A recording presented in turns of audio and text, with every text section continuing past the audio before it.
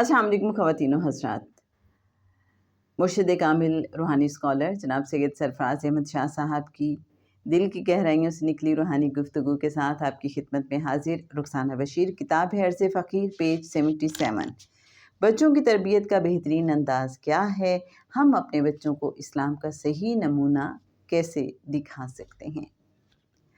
آئیے دیکھتے ہیں جناب سید سرفراز احمد شاہ صاحب اس سوال کا کیا جواب دیتے ہیں، کیسے رہنمائی کرتے ہیں. آپ صلی اللہ علیہ وآلہ وسلم کا اسلام کی پریچنگ کا طریقہ یہ تھا کہ آپ صلی اللہ علیہ وآلہ وسلم نے اسلام کو اپنی زندگی پر طاری کر کے امت کے لیے ایک پریکٹیکل نمونہ چھوڑا تاکہ قیامت تک کے لیے آپ صلی اللہ علیہ وآلہ وسلم کی امت اس سے استفادہ کرتی رہے. مسلمان ہی نہیں، غیر مسلم بھی آپ صلی اللہ علیہ وآلہ وسلم کے بتائے اصولوں پر عمل کر کے دنیا میں کامیاب ہو رہے ہیں، کیونکہ اللہ تعالیٰ تو کسی کی محنت کا ادھار اپنے ذمہ نہیں رکھتا.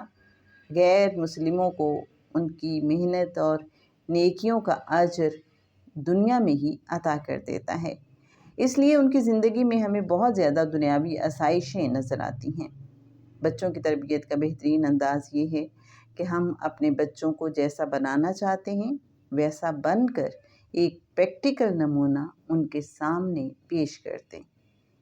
ایسٹ یا ویسٹ، ہم کہیں بھی رہ رہے ہیں، اگر ہم اپنے بچوں کو اسلام کا صحیح نمونہ دکھانا چاہتے ہیں تو ہمیں خود اپنے آپ کو اس کے مطابق ڈھالنا ہوگا. تب بچے خود بخود اس سمت چل پڑیں گے. یہ سب سے بہترین طریقہ ہے.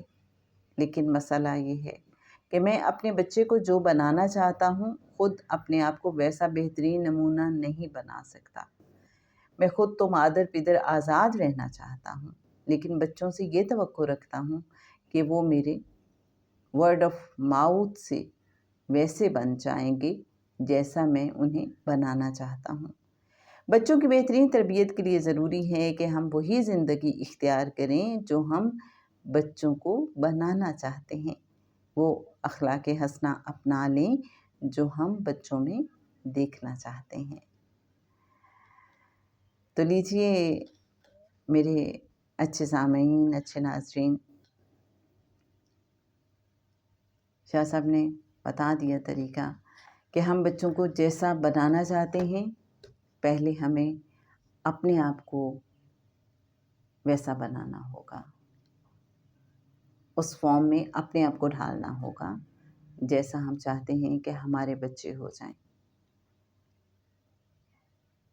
کام مشکل ہے، لیکن اپنے آپ سے آغاز کرنا ہوگا. سوچنے کی بات ہے. آج کے لیے بس اتنا ہی. انشاءاللہ کل ایک نئے سوال اور جواب کے ساتھ آپ کی خدمت میں حاضر ہوں گے. رخسانہ بشیر کو اجازت دیجیے. اللہ حافظ.